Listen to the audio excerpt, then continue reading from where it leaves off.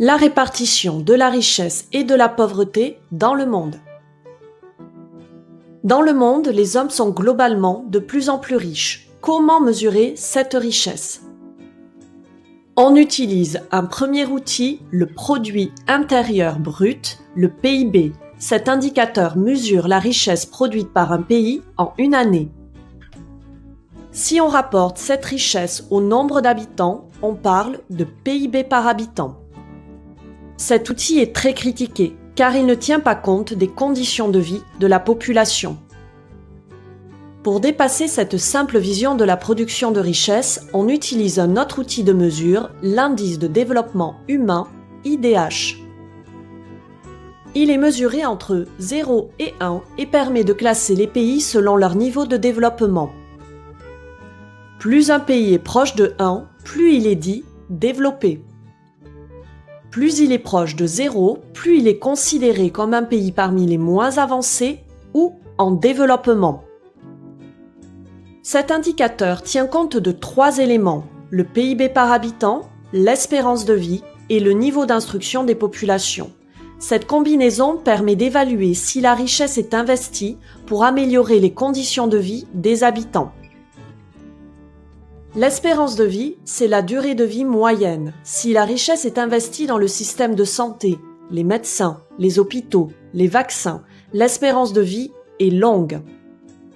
Si la richesse est investie dans l'éducation, les écoles, les professeurs, le niveau d'instruction est élevé. La santé et l'éducation sont des indicateurs essentiels pour apprécier les conditions de vie d'une population. L'IDH donne donc une vision globale du développement d'un pays.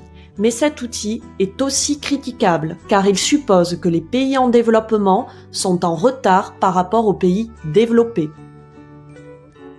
Les inégalités de richesse dans le monde. Si le monde connaît une croissance économique généralisée, une petite partie de la population concentre les richesses. La répartition des richesses est aussi inégale selon les pays et les régions du monde. Les pays riches et dits développés se situent en Europe, en Amérique du Nord, en Océanie et en Asie de l'Est. Ils sont désignés comme étant les pays des Nord car la plupart d'entre eux, mais pas tous, se trouvent dans l'hémisphère nord. Les pays pauvres, dits les moins avancés ou en développement, sont localisés en Afrique, en Asie du Sud et en Amérique du Sud. Ces pays, dont les niveaux de pauvreté sont très variés, sont désignés comme les pays des Suds. Certains pays, tels que l'Inde, la Chine ou le Brésil, connaissent une croissance économique rapide. On les appelle les pays émergents.